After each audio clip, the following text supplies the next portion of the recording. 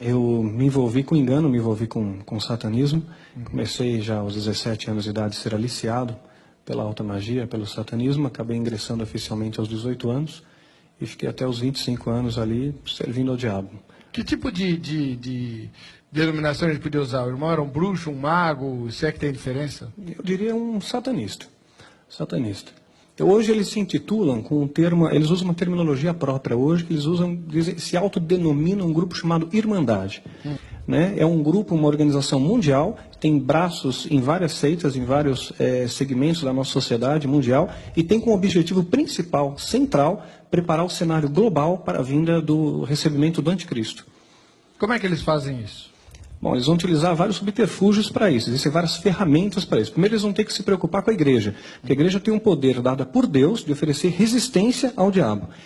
Então, para isso, eles vão contaminar a igreja, exatamente como a Bíblia diz, os lobos entrariam no nosso meio, esses lobos entrariam disfarçados de ovelhas, espalhariam em nosso meio doutrina de demônios e fariam até mesmo sinais e prodígios para enganar até, se possível, os eleitos. Então, imagina, a igreja ela é comparada ao corpo. Vamos imaginar o nosso corpo físico aqui.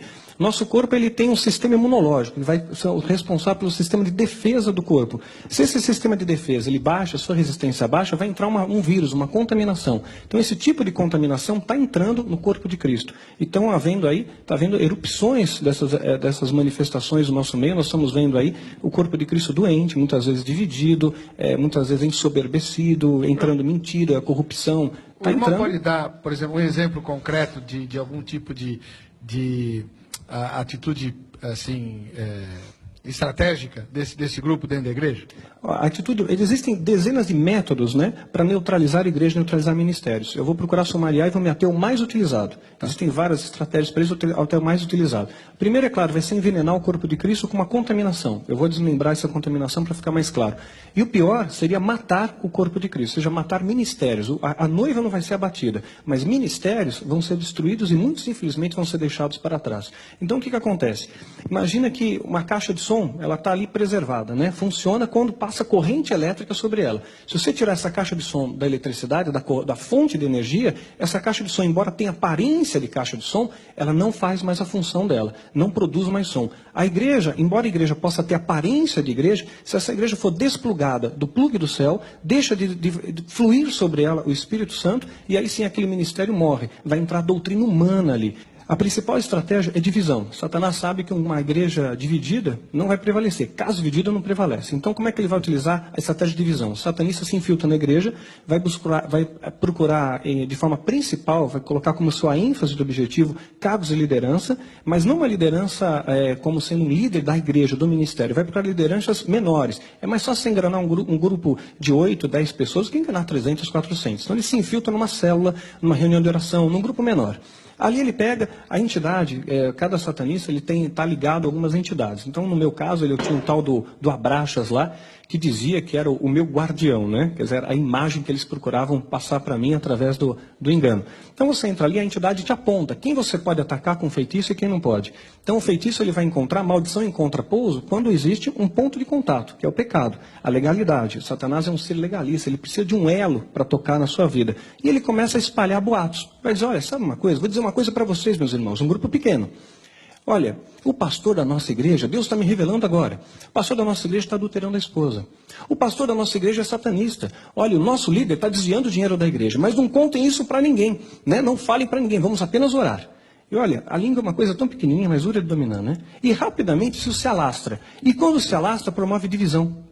A fofoca no coletivo promove divisão. Por isso que Deus abomina quem semeia contenda entre irmãos. E esse termo abominar, se pegar do dicionário, significa repelir com horror. É algo que Deus detesta.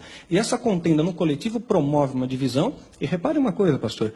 Quando ocorre rebelião numa igreja, a divisão, quando ela é promovida por rebelião, é uma questão de tempo. Aquele ministério vai brigar entre eles de novo, racha outra vez, briga outra vez, racha. Isso que nós chamamos na batalha hereditária, na batalha espiritual, de maldição hereditária. Aquela coisa vai se perpetuando debaixo de uma legalidade. Só tem uma maneira de reverter, pedir perdão para Deus e humildade, pedir perdão ao homem ali, né? Quando você fala que eles estão preparando a volta do anticristo, certamente eles não dão esse nome nem esse enfoque, né? Como é que eles trabalham os seus seguidores com relação a isso? Não, eles falam declaradamente, é o anticristo. Eles acreditam, eles vendem uma imagem distorcida e o poder de persuasão de Satanás, ele é muito grande. Satanás é um ser extremamente inteligente. Muitas vezes nós temos a ideia que Satanás é um leão sem dentes, mas a Bíblia compara ele ao leão. Né? Diz que ele é como o leão, ele não é o leão, né? Mas ele se assemelha ao leão. O leão é um símbolo de poder. Queremos lembrar também que Satanás enganou até mesmo os anjos. Sim. Né? Arrastou a terça parte dos anjos. Então ele tem um poder de engano, de persuasão muito forte. Paulo, quando ele se remete a Satanás, a Bíblia, ele usa a terminologia as astutas ciladas do diabo. Então isso significa que nós estamos dando com um ser muito inteligente, com um poder de persuasão muito grande, e ele engana os seus seguidores de tal forma que eles acreditam que estão realmente desfrutando do melhor da terra.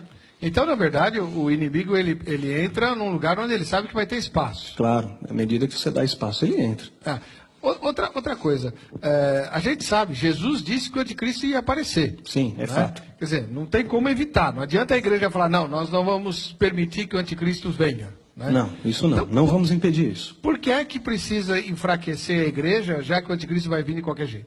Porque a igreja tem o poder de oferecer resistência. E quanto mais a igreja oferece resistência, mais o inferno é saqueado, mais vidas são restauradas, mais nomes são escritos no livro da vida. E Satanás não quer isso. Ele quer o poder de destruição total. Se dependesse somente dele, não tivesse nenhum objeto de resistência, ele ia causar destruição total. Então a igreja tem um poder muito importante em oferecer essa resistência.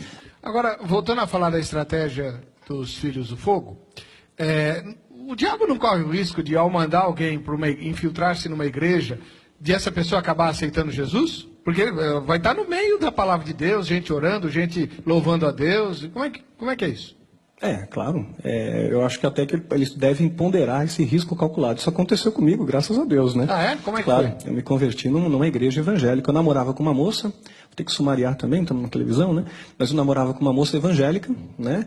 E ela não sabia dos seus pais? Não sabia que eu tinha envolvimento com satanismo, com alta magia. E eu frequentava a igreja com eles. E naquela igreja, eu me divertia de ir. Porque o líder de louvor daquela igreja, ele não era satanista, mas ele tinha um ponto de legalidade, tinha um pecado, e fazia com que houvesse uma contaminação naquele louvor, um louvor que não passava do teto. E eu via as entidades, via os demônios ali. Até que uma ocasião, que eu fui naquela igreja, eu vi um pastor ali pregar. Eu nunca tinha visto aquele homem pregar até então, mas a hora que ele subiu no púlpito, aqueles demônios recuaram, se afastaram. Eu senti dele um ódio, uma ira, um ódio que ser humano não é capaz de sentir, um ódio que vem do inferno, e tentei lançar um feitiço contra ele naquele dia, não deu certo.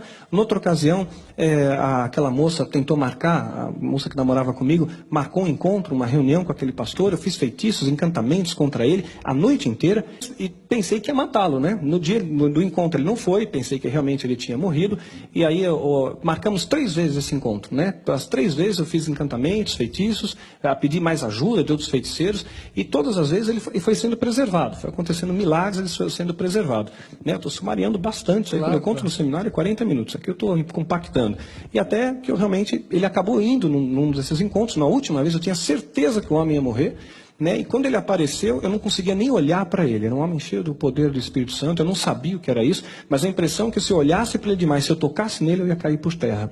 Ele me levou para a sala dele, eu entrei primeiro, ele entra atrás de mim, tranca a porta a chave. Quando trancou a chave, eu falei, poxa, a coisa vai pegar para o meu lado aqui, né? Rapidamente olhei para a janela e vi grades na janela. Num cálculo rápido mental, descobri que eu tinha que emagrecer muito para passar por aquelas grades. E aqui eu falei, pastor, eu não quero mais falar com o senhor não, eu preciso ir embora. Né? E ele falou, olha, eu não vou falar com você não, filho. Você não quer conversar, não vou conversar, vou apenas orar por você. Impôs as mãos sobre minha cabeça, perdi a consciência, e foi uma guerra, foram 3 horas e meia ali. E... Ele sabia?